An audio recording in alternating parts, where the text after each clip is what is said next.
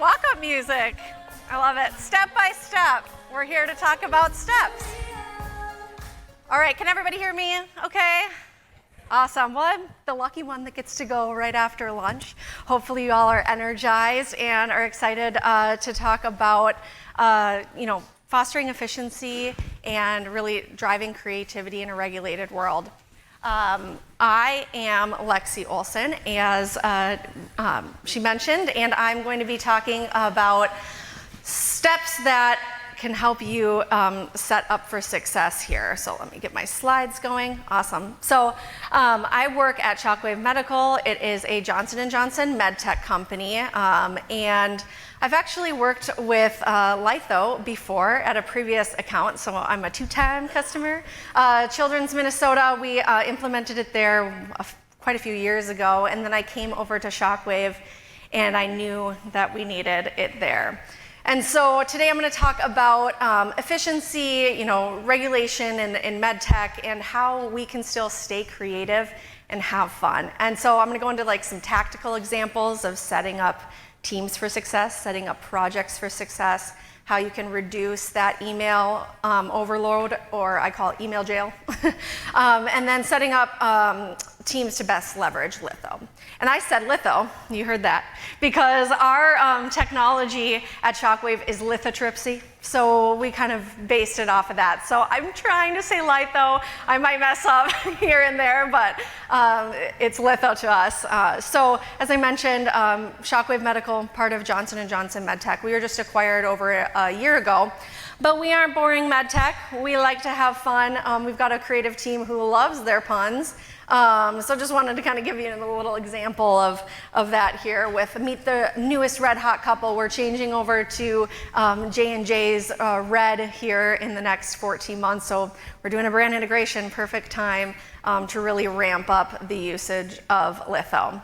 So just wanted to share a quick little snippet of that. And our team loves Litho. I'm on the brand team, which really acts as an internal agency at Shockwave to a lot of different stakeholders. And we work across the organization and now with J&J MedTech. Our marketing team is just over 80 people, and a lot of them run their own projects. We can't do everything for them. We provide them with templates, and I'm excited to show you how we've rolled out Litho to really help them run their projects on their own too, so we're not hand-holding. I'll talk a little bit about how we rolled out Litho in phases over multiple years, and got a little snippet of a designer in here who really wants to share her love. So, as I mentioned, our team is pretty big. Our brand team, we've got creative from designers, copywriters, I've got my project manager with me, strategy, web, social, and that is really kind of our core team. We work also with the marketing team. We've got product marketing, medical education, sales training, so on and so forth. And then we've got, of course, our reviewers. We're in medical device. There are a lot of rules and things that we can and cannot say. And so I'm going to talk a little bit about how we've really brought them into our system and some tactics that we use there. But before we were in Litho, everything was happening via email. And it was terrible, as you can imagine. It worked until it didn't. We started off as a team of 7 on the brand team, and now we have 15 in just the last 2 years. And so I knew that we needed to bring something in that was gonna, have structure, but not stifle the creativity and the scrappiness that our team had. So we transitioned from 12 core members to more than 50, and really that goal was collaborative efficiency without compromise. And a little snippet of what our review process was before Litho. Maybe this will play the music here. No. Maybe not, but I have a Spotify playlist that was very similar to what it was. So oops, I did it again. I'm emailing you a million times. We've got the sound of silence when you're waiting on somebody to review something. I want to break free, everybody hurts, and 99 problems, and there's a lot of them. So just want you to think about, if your current review process had a soundtrack, what would it sound like to you? This was our before litho soundtrack. So like I mentioned, we rolled out over quite a few years. I started in February of 2023 and got right to work with getting that SOW signed. I was like, we got to get this in here as soon as possible. So we really took a very strategic, phased approach. We started with the creative team within workflow. This was 8 of us really kind of digging into what our workflows were going to look like, what our review process was going to look like, and really started with that training with that team because they would be the ones that are in the system the most. And then we wanted to broaden it to start bringing in reviewers and stakeholders into the process. So we took a few months for the brand team, then rolled it out to a product marketing team, which was just one stakeholder group of about 10 people. They were our most process-oriented people, so I was like, let's go to them first. They were also launching 2 products in that year, so we knew that we had a lot of work to do with them. So we rolled out just them as stakeholders to start, to get their feedback, to see what was working well. And then we expanded to the full marketing team a few months later in October. So really this was just to roll out to that stakeholder review group, and it started going really well. This was our high-end conference season. We had a lot of things that were going through the review process, and so it was kind of good timing to get everybody on board. After that, then we launched Tempo and Brand Center, which was very exciting because we were actually going through a brand refresh at the time. So it was great timing to be able to point to a very new resource that's not an 80-page brand guide, right? Like interactive, download assets, really get these people to be our brand stewards.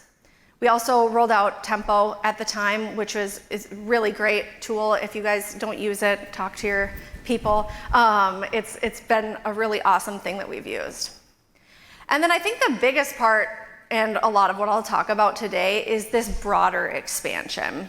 In December, we rolled out 28 new core users and then added in our regulatory review stakeholders. And this we did very purposefully for them to be able to start routing their content for review on their own. There are kind of 2 different ways that we work. So we work for everything that goes through the brand team, the internal agency. We take everything from their request form all the way through the workflow, right? So they fill that out, we work on the brief, they've got our creative working time, do all of our reviews and approvals. And then we have a compliance system at Shockwave called Verge, which is our final check mark of where things have to go to get legally, regulatory, medical affairs, compliance, all the reviews have to happen in this final place. And it is a super antiquated system that basically if you don't get approved, you just get rejected and you don't know why. So we've rolled this out to start doing all of our reviews in litho before Verge to get to approved as is as fast as possible. So that was that one lane. This is the brand team, kind of internal agency. We run everything through the process. Where we opened it up to those outside of the brand team was if a marketing team member was working on a presentation or an event flyer that they didn't need us for, we set them up with their own project to route all of their own reviews. So we gave them one project. They can't create projects. They can only create the proofs within the project. And they're on the hook for doing all of their reviews and approvals and then submitting it through Verge. So I'll talk a little bit about kind of how that works, but that was that broad expansion that really is helping to grow that efficiency and get things faster to approved as is. So our path for success here, we want to make sure our teams are set up. We want to make sure our projects are set up, that we're streamlining reviews, that we're collaborating efficiently and getting to that official approval. So I'm going to go through some very tactical steps on how we did this, and I'd be happy to share the deck afterwards or talk to any of you if this is helpful for you or to hear if you've done it differently and that it's worked. So going into setting up our teams for success, we scaled up fairly quickly in that time period and realized that we wanted to define roles and set those permissions very early on and be strategic in how we did that. So some questions that we started to ask ourselves is, what does everybody need to see and do? We don't want to give everybody access to review and see everything, right? That's just going to be overwhelming to those kind of team members who are just trying to get those proofs and reviews done and out the door. So we kept them focused on their projects only. So for example, that the marketing team members outside of the brand team, they're able to create requests with us, and by that review and provide approvals. But for their projects that they're running, we are only giving them permission to create and delete work in a project that is set up for them only. So really minimizing what we have to train them within there. There's not a lot of workflows. It's literally just a big list of proofs for them to get approvals. And that can go from the brand team to marketing leadership to regulatory, healthcare compliance, legal, medical affairs. There's a lot of people involved. I'll show you an example of a tiered route up here coming up. So we were really making sure that we had all of these roles and permissions set before we did anything. And then we went into the trainings. As you saw, there are a lot of different types of groups in our list of 110 folks on the software, and so we trained them all separately. We grouped them, and we used examples that were really tailored to them. If it was the peripheral product marketing team, we gave them a peripheral product marketing proof for review. If it was the medical education team, we gave them an events proof for review, and we made it so that they could see what it would be like. We gave them their WIFM, their what's in it for me. How do I see the value in this so that I can really make sure that I adopt this process. And then making time for Q&A. So we had weekly at first and then bi-weekly office hours. And you know, sometimes office hours you're like sitting there and nobody shows up, but they were full, which is a good thing. So making time for Q&A, whether that is in office hours or ready if they need help sending out a proof right away. We were available for feedback. We established that feedback loop, and we constantly shared tips and tricks. I steal a lot of the tips and tricks from the weekly or bi-weekly one that come to the email, so it's great to use and tailor to your own teams. And then making sure to provide those detailed training documents with those examples. I know that Litho does a great job of providing you that like PowerPoint when you're onboarding, but go in and switch out the screenshots. Go in and make it your brand so that you can really drive that adoption yourself. All right, and I've got a Slido in here. If your creativity level currently, this is just a little fun break, were a song, what would it be? I know we got some Swifties here, Natalie. And we've got blank space, not a lot of time for creativity. We've got Walking on Sunshine. Hey, that's pretty good.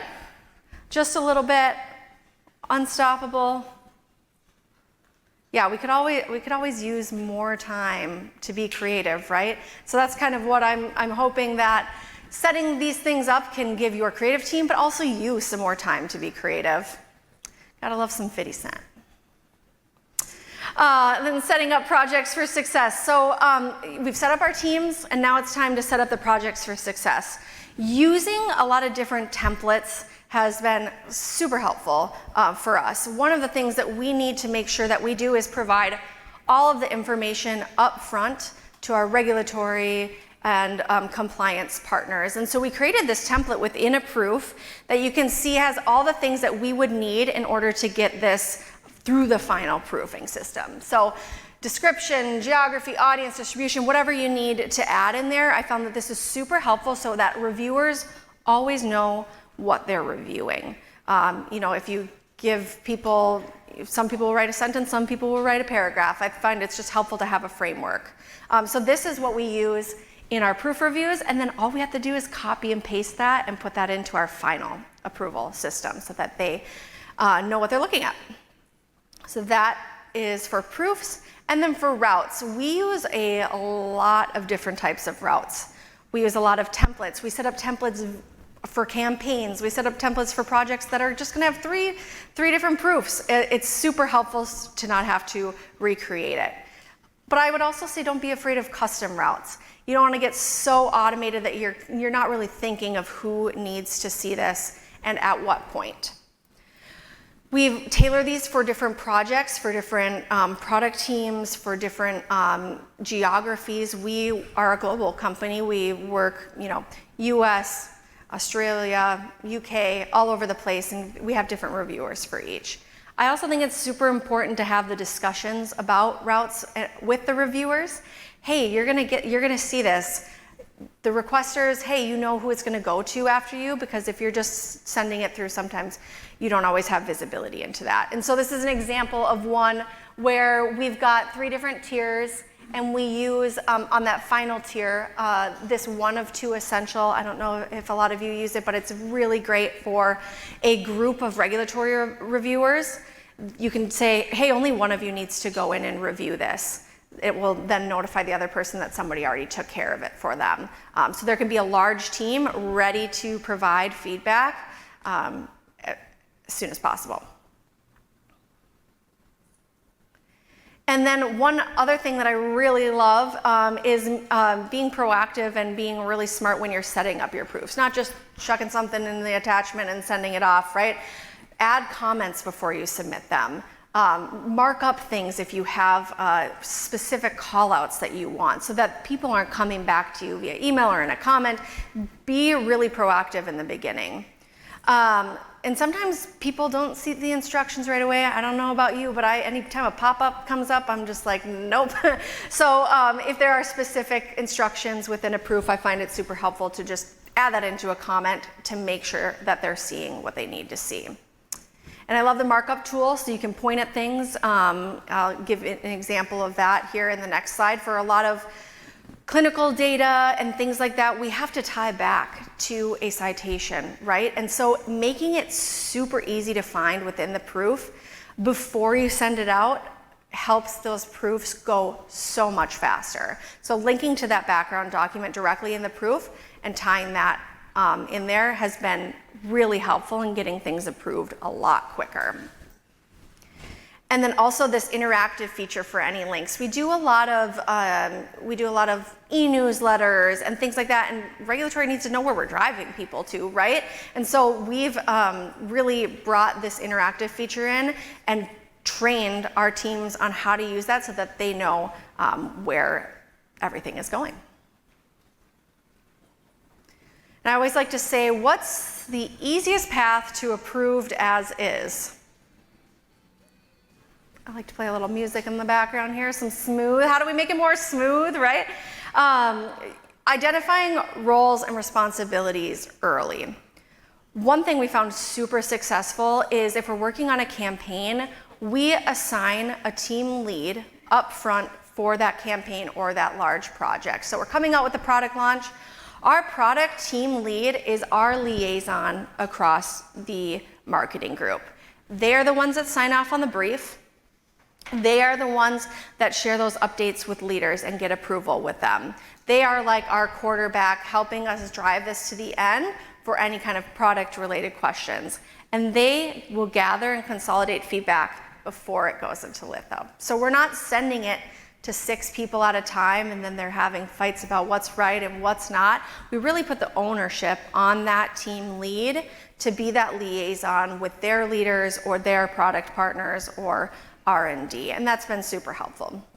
That helps with conflicting feedback, accountability, and faster approvals. And then making sure we are streamlining our reviews. So this tool has been super helpful where you can share the link directly to people. Sometimes they're like, I didn't get the email, where is it? I need to go log in, and it's just faster sometimes to get them a shared link, send it right through Teams. We don't have the Teams integration yet, but send it right through Teams so that they can have instant access to the proof. And we really are trying to kind of centralize all the feedback within Litho. If we've got a project scrum or we've got a kickoff meeting, we're adding those notes into the project details on the right after every meeting so we can see when we've had these discussions and what the latest status was outside of like the custom statuses. So that really helps eliminate those like just checking in, hey, where am I at? When are you gonna send this? Type of emails. And really a big part of the adoption was pointing people to those litho request forms, and really anytime they ask for something, hey, go submit a request, it helps that way. And collaborating efficiently across teams, I mentioned, we've got a lot of people from legal, med affairs, regulatory, clinical, and really we found that sharing earlier on, being very transparent, helps with the surprises at the end. I think as you saw in the tiered example, that third tier is usually where we would bring in, regulatory, legal, all of them in the last moment, and hopefully there aren't surprises if we've aligned on the brief and everything beforehand. And it's been really helpful to have that one shared view for approvers that are all over the globe. So compliance doesn't have to kill creativity. We've got efficiency and we've got time saved, and I think I've got a video here from one of our designers. Hi, I'm Andrea, a graphic designer here at Shockwave.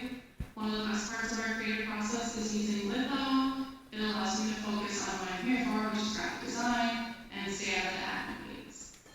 I really love it because everything is in one place. I don't have to go chasing down emails, checking on timelines. I can kind of see all the sets of things in one spot. I can tag reviewers, and just kind of keep things moving forward.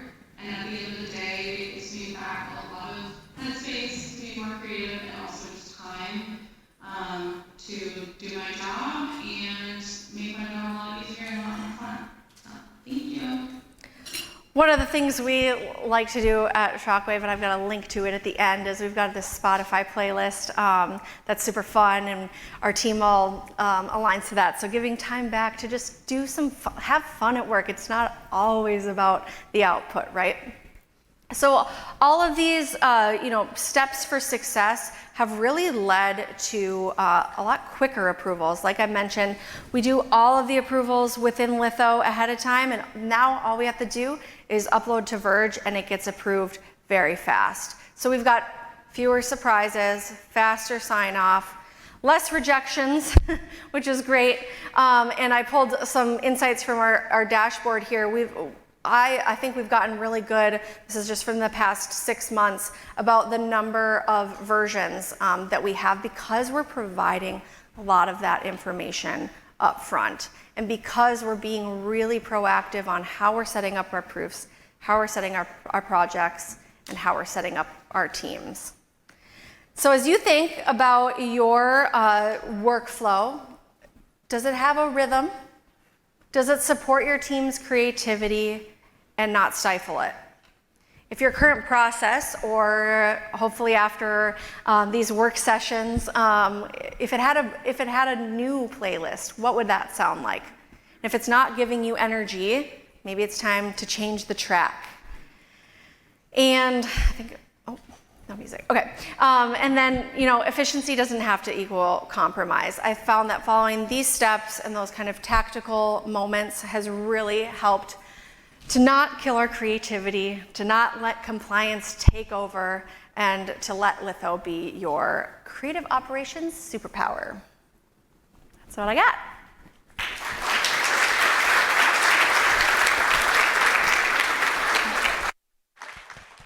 Perfect.